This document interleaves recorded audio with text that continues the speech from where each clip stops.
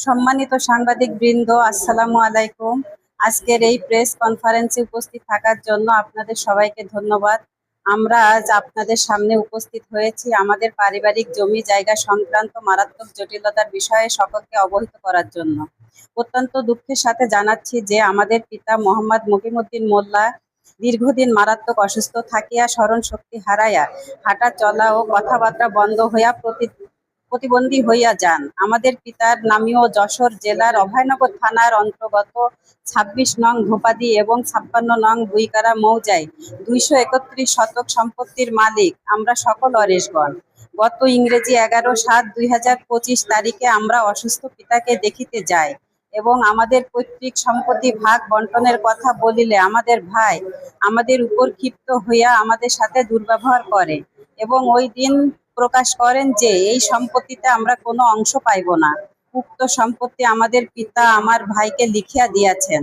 আমাদের অসুস্থ পিতা এই বিষয়ে কিছুই বলিতে না পারায় আমরা নোয়াপাড়া সাব রেজিস্ট্রি অফিস সন্ধান করিয়া গত ইংরেজি ৭/৫/২০২৫ তারিখে ২০৫৪/২৫ নং একটি হেবা দলিলের সন্ধান পাই।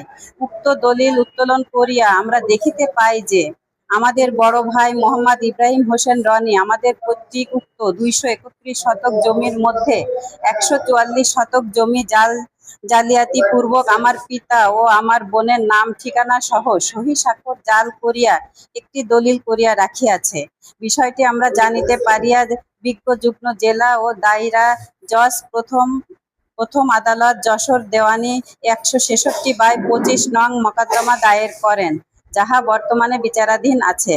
উক্ত সম্পত্তি লইয়া বিজ্ঞ আদালতে মামলা বিচারাধীন থাকা অবস্থায়ও নোয়াপাড়া অঞ্চলের প্রভাবশালী কিছু ব্যক্তিবর্গ আমার ভাইকে সামান্য কিছু টাকা প্রদানের মাধ্যমে উক্ত সম্পত্তি দখল করিয়া লইতেছে।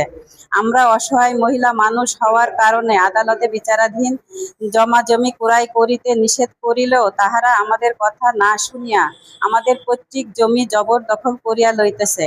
কোনোভাবেই তাদেরকে উক্তরূপ বেআইনি কাজ করা হইতে বিরোধ করিতে না পারিয়া বাধ্য হয়ে আমরা অত্র সংবাদ সম্মেলন করিতেছি, যাতে করে তাহারা উক্ত সম্পত্তি লইয়া মোকদ্দমার কথা ভবিষ্যতে অস্বীকার করিতে না পারে এবং বেআইনি ভাবে আমাদেরকে আমাদের পৈতৃক সম্পত্তি থেকে বেদখল করিতে না পারে। এ বিষয়ে আপনাদের মাধ্যমে প্রশাসনের ঊর্ধ্বতন কর্মকর্তাদের দৃষ্টি আকর্ষণ করছি।